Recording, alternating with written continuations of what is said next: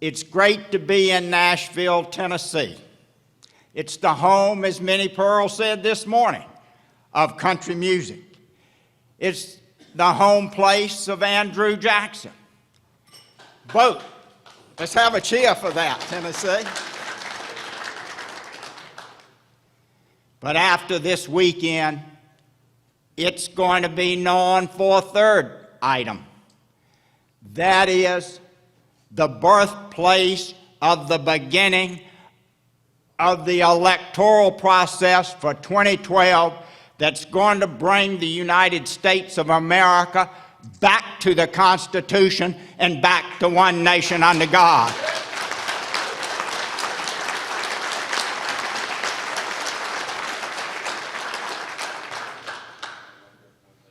I want to say, before getting into some specific issues, thanks to Jim Clymer for his 12-plus years of service to the Constitution Party and for sharing so much of his time, energy, and money. And I also want to thank Lois for being part of it.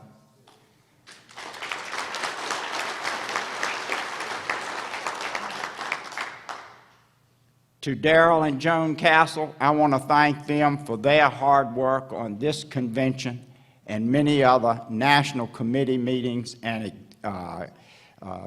conventions. And Tennessee is a great host. Thank you both so much for all you've done over the years. Howard Phillips is our founder, a name well known. When I was in Harrisburg, Pennsylvania, for a national committee meeting, I had an opportunity to slip away for a few minutes to go to an antique store. I had a Constitution Party sticker on my lapel. The guy asked me a little bit about it. I said, well, Howard Phillips ran for president 3 times and was the founder. He said, oh yeah, I liked Howard, I know him. Great name recognition, Howard, and thank you for leading us in clarity times and for being on the ballot in 43 states and getting a lot of votes. You have laid the foundation and groundwork for us to go to victory in 2012 and send a message to the Democrats and Republicans.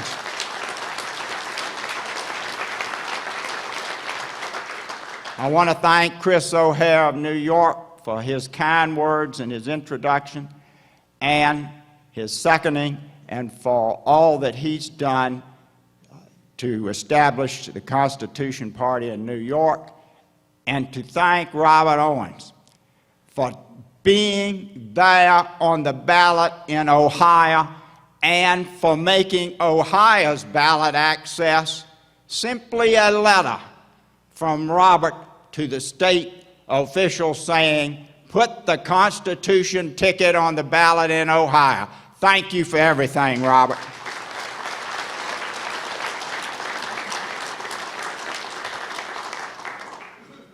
This is a pivotal election.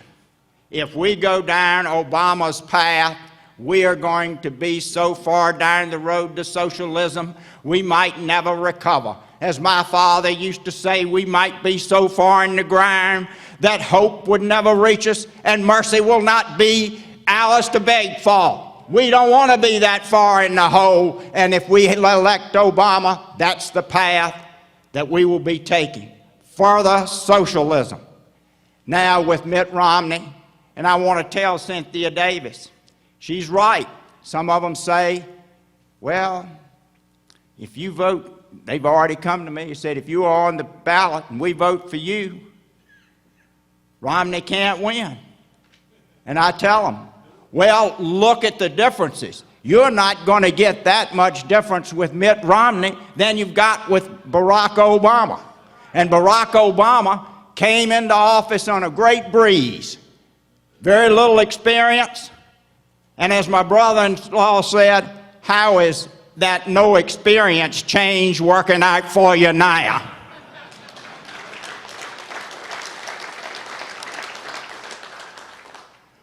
On the abortion issue, I have 35 years of record of voting pro-life. I received an award for pro-life from the Virginia Society of Human Life, and in the U.S. House, the National Right to Life Political Action Committee thanked me in 2008, and they rate some things that aren't straight life issues, but for my 100% voting record. Now, I don't know all the votes they used, but they thanked me for it, and that is indeed an honor that I can always have and forever cherish. Marriage. I have consistently supported marriage between one man and one woman as the appropriate definition of marriage and the appropriate definition for this party and the appropriate definition for every state in this nation.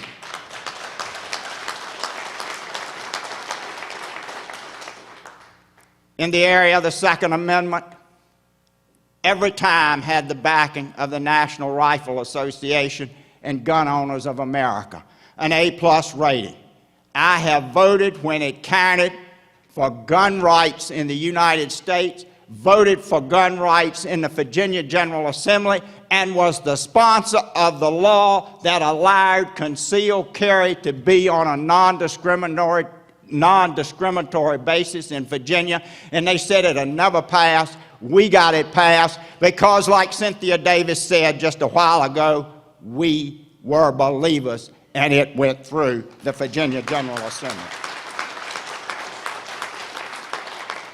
Balanced budget. When I was a Democrat, I made the Democrats mad because I wouldn't vote for the budget resolution. When I was a Republican, I made the Republicans mad because I wouldn't vote for their budget resolutions, because they didn't balance.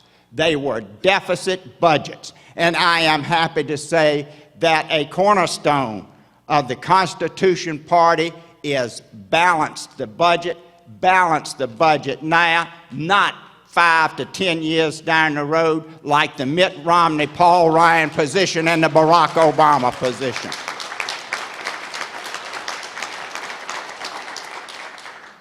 We need to curtail and end foreign aid now.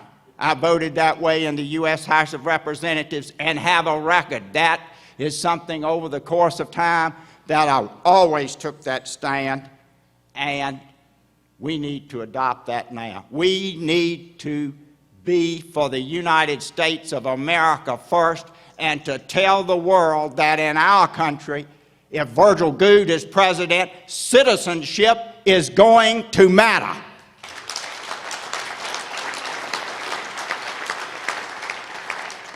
Contrast that. Romney is not for cutting out foreign aid, and neither is Barack Obama. I'll tell you another issue. Auditing the Federal Reserve with the aim of ending it.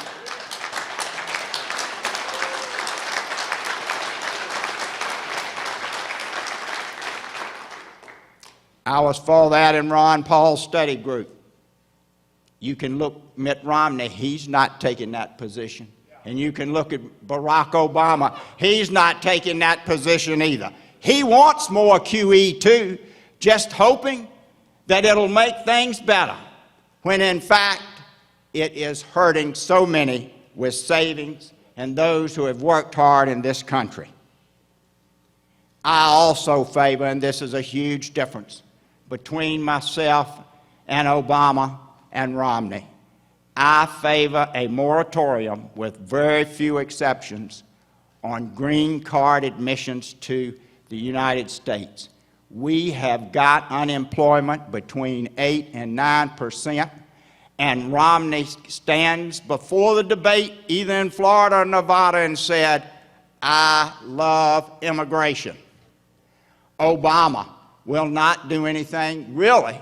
He's for comprehensive immigration reform. And if you don't, let me translate that for you. I was there 12 years and I heard that mantra. Those words roll off like paddling. They're leading you down the wrong path. It's amnesty. If the word on the street is, if you can get in and stay a few years, you'll never have to go home, because Barack Obama is looking out for you. And Mitt Romney is going to look out for them too. Virgil Goode if you want to stop illegal immigration, have a moratorium on legal immigration, and be for jobs in the United States of America for American citizens. Vote for Virgil Goode, because I've stood that for all my life.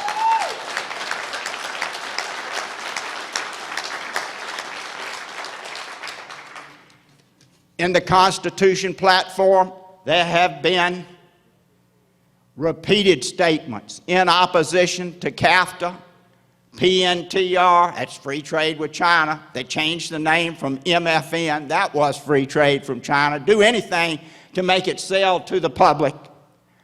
I voted against free trade with China. I voted against CAFTA.